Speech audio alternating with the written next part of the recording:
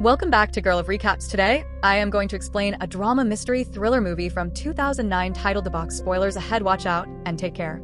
In July 1976, the NSA assistant director receives an exceptionally significant memorandum from NASA's Mars initiative confirming they managed to revive patient Arlington Stewart, who has been discharged from the burn unit and taken to a secret location. Since then, the patient has created a device of unknown function and has been delivering it to private homes. 5 months later, in Virginia, Arthur and Norma Lewis are awakened at nearly 6 a.m. by the doorbell. By the time Norma reaches the door, she observes a black vehicle departing and discovers a plain box on their porch.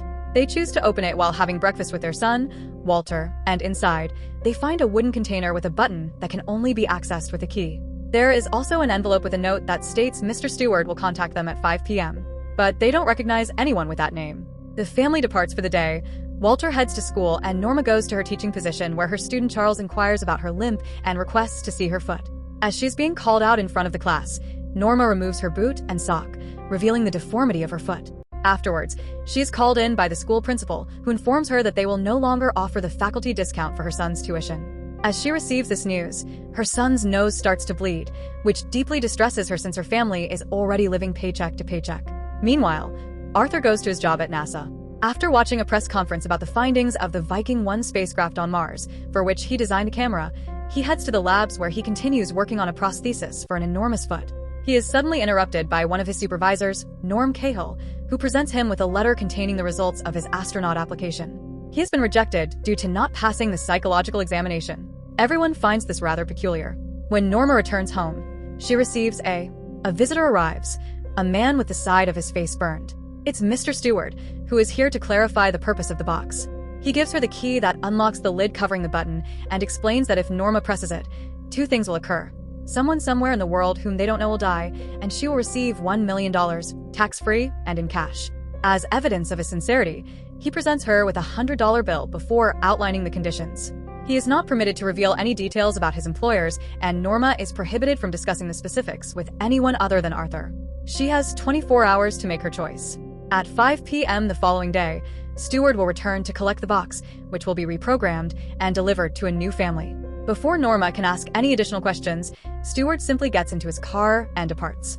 A few hours later, Arthur comes home, and after the couple shares their troubling news with each other, Norma informs him about Stewart and the box. Unable to reach a consensus on what to do, they place the box in their safe before heading to the theater while Walter stays with his. Babysitter Dana is watching Walter, but even at the theater, they can't stop thinking about and discussing the box, unaware that someone is observing them.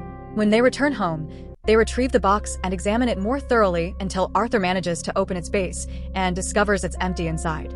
This revelation makes them question how anyone could possibly know if the button is pressed if there's no indication of it. If they don't decide quickly and resolve their financial difficulties, Norma will have to cancel her foot surgery. The next day, one of Arthur's colleagues, Jeffrey Carnes, receives a call from his wife, who reports that she saw a woman being abducted while she was at the grocery store. Jeffrey advises her to go home and secure all the doors, unaware that he is being watched from a distance by the same individual who has been following Arthur and Norma. After work, Arthur returns the $100 bill to Norma and tells her that the test results confirm the bill is genuine. After some deliberation, Norma decides to press the button. Meanwhile, in another part of the city, the police arrive at a house after a neighbor called 911 to report some shouting and a gunshot. They find a deceased woman and a young girl confined in the bathroom. Moments later, Stewart visits the Lewises and gives them a briefcase with $1 million before leaving with a package, which he'll deliver to a new individual they don't know. Arthur follows him to the vehicle and tries to return the briefcase, but Stewart disregards him and drives away. The couple manages to see his license plate and writes it down. At the police station, Norma's father, Dick Burns, is working on the deceased woman's case. They discover she's Jeffrey's wife, but Jeffrey himself is nowhere to be found, although some witnesses saw him flee the house after the gunfire. Later that night, Arthur gives Norma the prosthetic he's created, which fits her perfectly and allows her to walk without discomfort or limping. Afterwards, they attend the rehearsal dinner for Norma's sister's wedding, where Charles is employed as a waiter.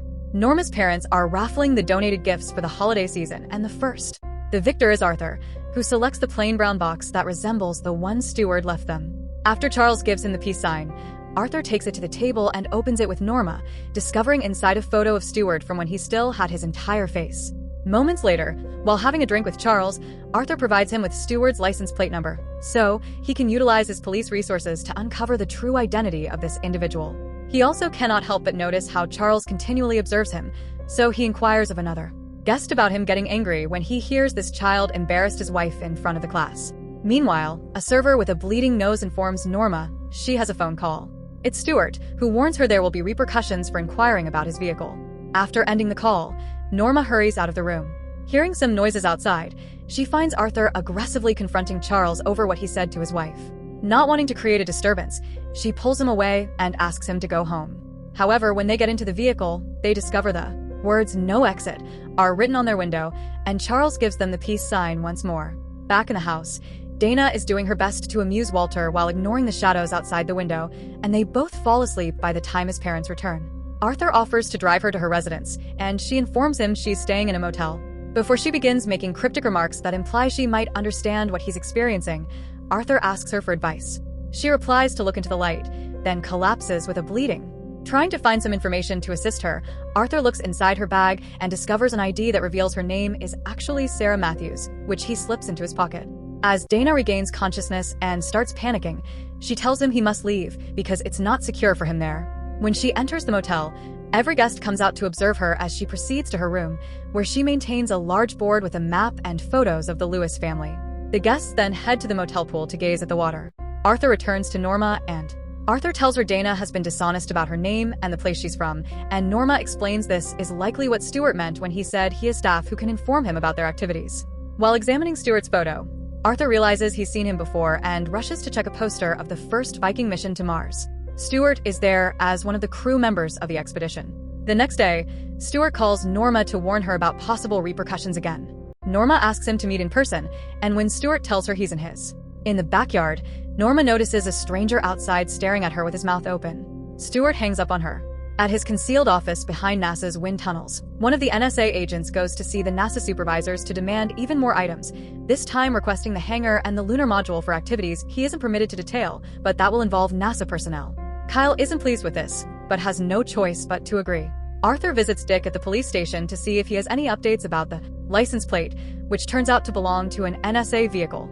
When Arthur sees the photos of Jeffrey's wife and realizes they died at the same time, he presses the button and requests to be taken to the crime scene at Jeffrey's house. At Jeffrey's residence, Arthur discovers a photo of Stewart and a document labeled Human Resource Exploitation Manual with some numbers beneath it, so he takes the photo for himself while Dick isn't observing. Meanwhile, Norma is shopping with her mother when a woman approaches her and informs her that the NSA is permitting him to. It is that NASA cannot prevent him and that the individuals are all under 40, joyfully married with a child. The woman also hands her a note with a number that Norma should follow when heading to the Richmond Library and advises her not to trust anyone, not even her spouse, before losing consciousness with a bleeding nose. Both Norma and Arthur proceed to the library to investigate where the numbers they received lead them. Norma discovers a recording of the NASA hangar and the damage inflicted by the lightning that struck months prior. There's also a clip of a NASA press briefing Stewart participated in before the catastrophe. After viewing the entire video, Norma is directed by two women to where Stewart is waiting for her to converse. He informs her that since he was struck by lightning, he has been in contact with those who control it.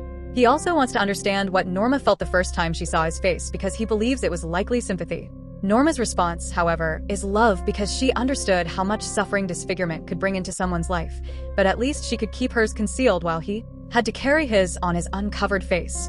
After seeing him, Norma would never feel pity for herself again. Astonished by her words, Stewart asks her to take his hand, and when she does, she falls unconscious. Arthur discovers a book about lightning and a newspaper article about an incident where a NASA employee was struck by lightning. As he leaves the room with it, he begins to be followed by a group of library patrons. He tries to exit through the reading room, but the people there also rise to observe him, and his path is obstructed by Stewart's spouse, Clemoni, who tells him the library is restricted to employees only, and that they are all undergoing a test. She then escorts him to another room where 3 doorways await on the floor. Arthur must choose carefully, as only one is the route to salvation, while the other 2 lead to eternal perdition. Clemoni extends her hand and begins to bleed as she activates the doorways, which transform into 3 columns of water.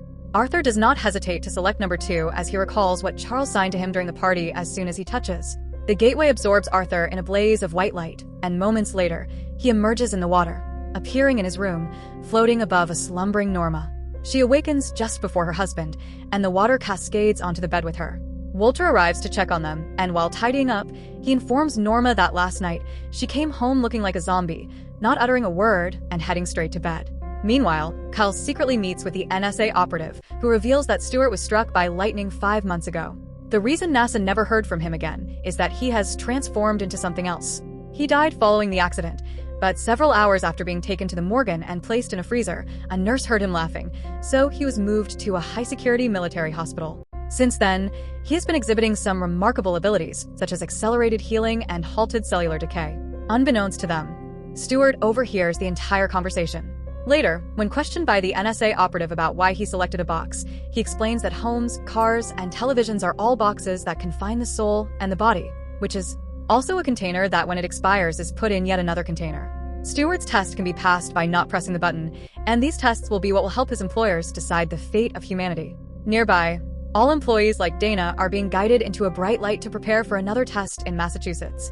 Later at night, the Lewis family goes to Norma's sister's wedding, and while dancing, Arthur describes the light to Norma as a gentle embrace, not here or there, but something in between with no despair in. The human heart. As always, they're being followed by Stewart's men, but when Arthur starts feeling sick and goes outside, it is an employee that gets in his way. It's Jeffrey, threatening him with a gun. Jeffrey tells him it's too late for him, but Arthur can still save himself and gets him in the truck with him. Walter and Norma, noticing he's missing, try to go after him, but a group of men arrive and abduct them both.